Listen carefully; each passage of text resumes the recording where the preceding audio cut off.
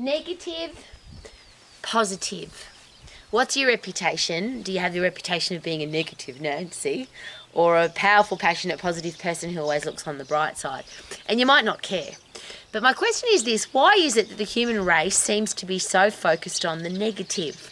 And I'll use a simple one. Today is, according to the people who do the weather, today is partly cloudy. Now, I would say that it's partly sunny. Yes, we have some high cloud, but there's still, I can feel the sun on my skin. It's warm today and the sun is certainly in the sky. But we focus on the clouds rather than the sun. That's just a very simple example. If I ask somebody, how are you? Not too bad. Well, I'm not bad, just not too bad. To me, it's a negative way to answer a question. So how do we make sure, if you want to, how do you make sure that you're a positive person? If you're a parent, a teacher, a coach, a boss, if you're in a leadership role, do you need to be positive? And a lot of people will argue with me and say, no, you've got to be a realist and have a look at all the terrible things that could go wrong. Yeah, but if you focus on the things that could go wrong versus focus on the solution. So if this happens, and I'll use this as a simple example because I believe I'm one of the most positive, well, I'm certainly the most positive person I know. I turn everything into a positive consciously. Whether I'm sick or injured or something bad has happened or a terrible person's come into my life, or it doesn't matter what it is, I aim to turn it into a positive, and I do. It's raining. No, there's free water coming out of the sky. There's heaps of traffic. No, there's cars on the road, and that's what cars are for. It's cloudy today. No, the sun is always above the clouds. Every time somebody says something negative to me, I aim to turn it into a positive. But why would you do that? Well, how can you, if you focus on the negative and you focus on the bad, you create a different chemistry inside your brain.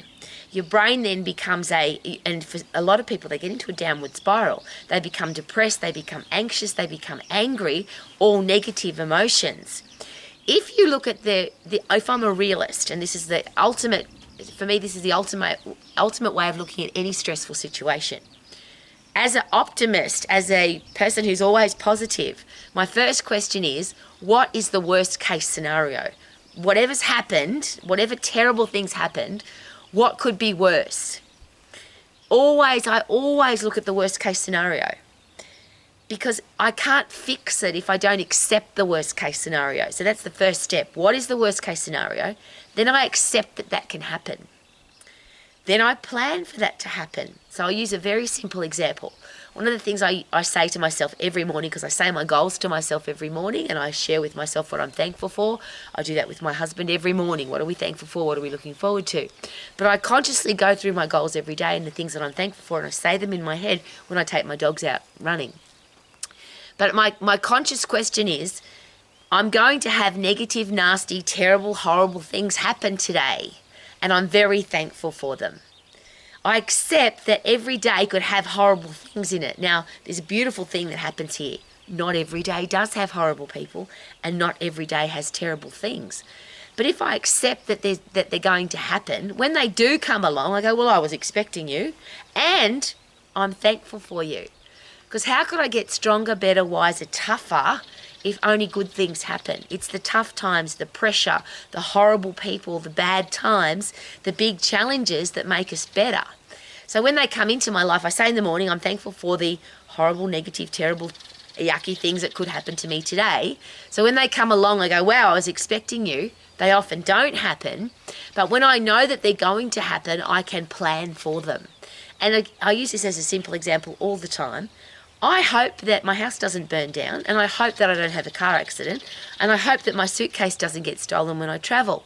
But we have car insurance, house insurance, and travel insurance just in case. So accept the worst case scenario, which is why you get travel insurance. If my suitcase gets stolen, I've got insurance. I've planned for the worst case scenario. So what's the worst case scenario? Plan for it so that if it does happen, you don't get surprised by it or shocked by it.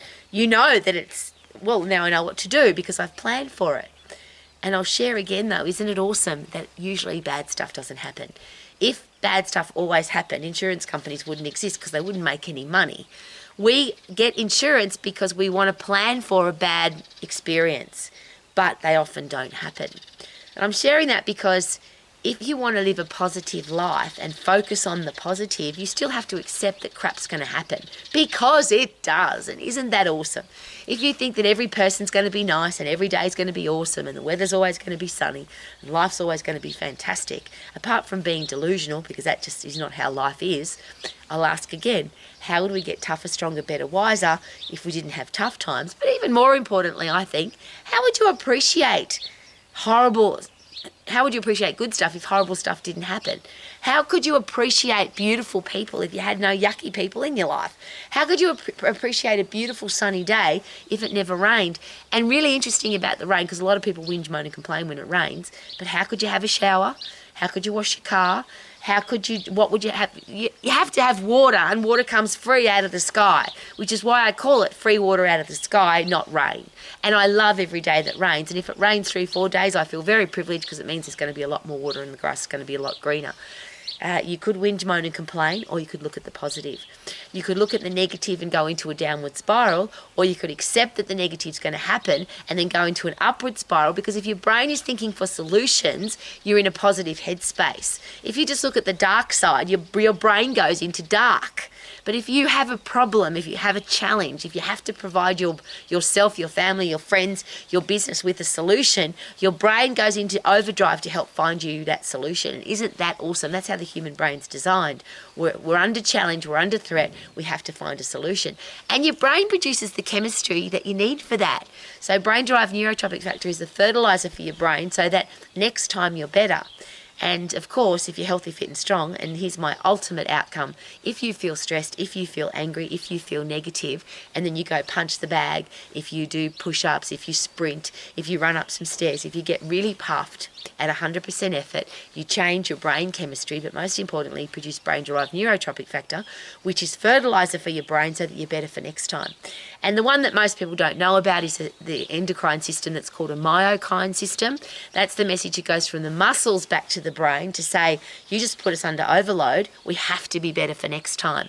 But not just back to the brain, the myokine system sends messages to all your other organs and all your other muscles, we've got to be better for next time. So if you don't get under threat, if you don't get under pressure, if you don't lift heavy, if you don't get puffed, if you don't have challenges, that system doesn't have to work. And I'm sure you've heard this expression, if you don't use it, you lose it. If you don't lift heavy, you lose your muscle. If you don't get puffed, you lose your fitness. If you don't overcome challenges, you lose your ability to think critically. You lose your ability to get tougher, stronger and wiser.